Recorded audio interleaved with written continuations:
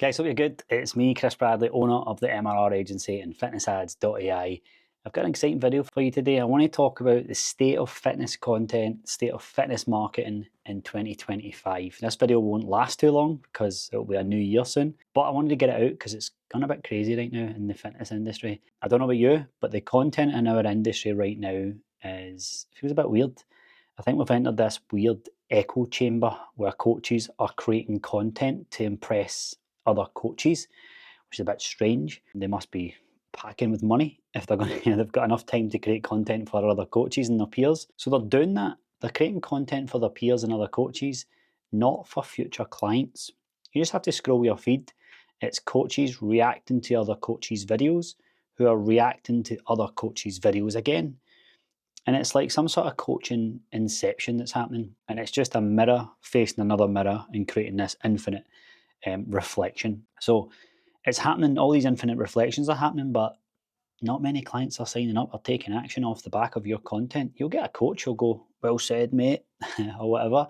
So here's my question. What are you seeing on your feed lately that makes you kind of go, "What the fuck are we doing here? What are we doing here as an industry? Why are we creating content like this?" You might have even got sucked into it and started posting like it as well. So I've got a couple of points I want to raise. Point number one is the toxic inception loop.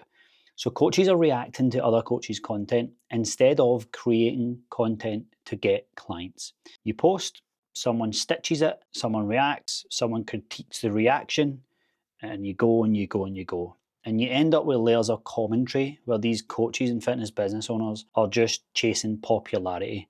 And no one is talking to the actual person who needs help, the individual who's scrolling and going, "Is any of this for me here?" Seems to be for coaches. I'm not a coach. It's performative education, and everybody's trying to look smart and not actually solve problems. You see this with like the science-based approach, and then you see this with the gym bro approach. It's like they're all coming after each other. But here's the truth. Your ideal client does not care about your opinion on other coaches' content. They don't care.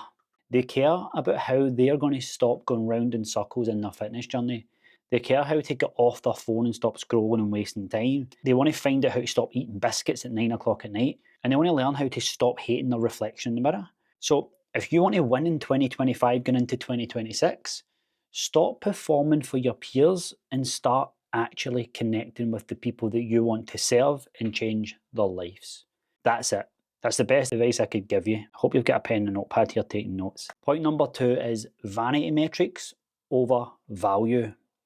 Everyone's chasing virality instead of resonance. So if you think about getting 10k views, 100k views from randomers and other coaches, it won't pay your bills. You'll get a couple of clapping emojis like I says, but what you would much rather have is 10 qualified DMs from real people who went, "That post really spoke to me." When you chase likes, you become a performer, right? And I don't know about you, I'm over 30 and I've got a previous video talking about this. I don't want to be a performer. When you chase leads, you become a professional, an authority. And I know why it happens. Views and people clapping your peers feels like progress, but it's actually just a wee sugar high. It's a little dopamine hit. And if you're honest with yourself, you're probably building content to feel relevant, not to make revenue. And yet I bet you're sitting there kind of want to make more revenue. So here's how to fix it. Before you post, before you hit that button, ask yourself, would this serve my ideal client? And would they save this because it solved a problem for them? Or would another coach be tempted to share it to make themselves look good, make themselves look smart? If it's the second one, I urge you just to delete it. That's your filter. The next time you go to post, just go, "Is this for my market or is this to make me look popular? Or is this to get me popular and make me look good?" Because if it's that, delete it, right? Point number three, trend mimicry. This came from TikTok. Most coaches are now trend reacting instead of trend setting. Think about that. The same hooks, the same cuts, the same subtitles. Everyone's trying to sound like the last viral video. But here's the paradox. When everyone copies what's working, nothing works for long. It's already too late. Originality isn't about being different for the sake of it. It's about being real and authentic. Your best content doesn't come from trends. Ask your clients why they signed up. Trust me, I bet you it wasn't a trend. It comes from the truth. I'll say that again.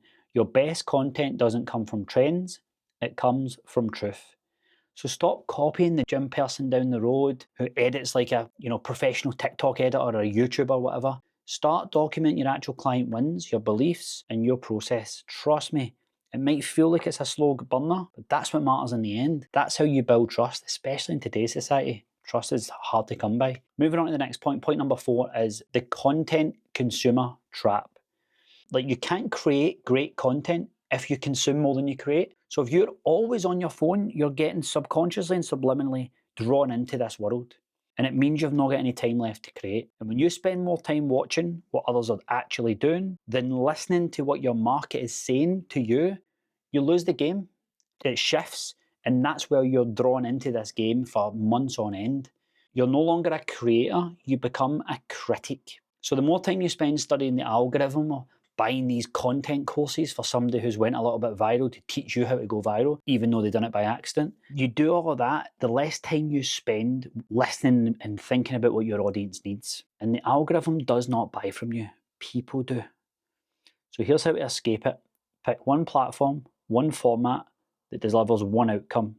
Then create for that person, not for your peers. Point number 5, reframe for your clients. Now, let me explain. Your content isn't meant to impress other fitness coaches. Hopefully you've listened to that now and we've got that agreed upon. It's meant to wake up the mum or the dad or the young guy or the girl who's in the gym lost. It's meant to wake them up to when they see your content and go, I feel seen, right? Whether that's a mum who's sitting scrolling at 10 p.m. at night after saying, I've lost my spark and I can't get to the gym. Or it's the young guy who can't build muscle and compares himself to all the guys who are on steroids, whatever it is. When you do this, you speak directly to them if that's your market, and everything changes because your content stops being content and it becomes connection. So I know that was a lot, but the state of the fitness content right now that I'm seeing, it's noisy, repetitive, coach on coach crime. The opportunity? Be the one who stops creating content for their peers and starts speaking to people. That's how you stand out in the tail end of 2025, going into 2026. That's how you grow. That's how you build a brand that actually converts. And that's it. Hope you took a lot from this video. I recommend, while I've got your attention, to watch this video on how you can take your fitness marketing and turn it into ads that actually convert, get clicks, get signups every single week. See you in the next one.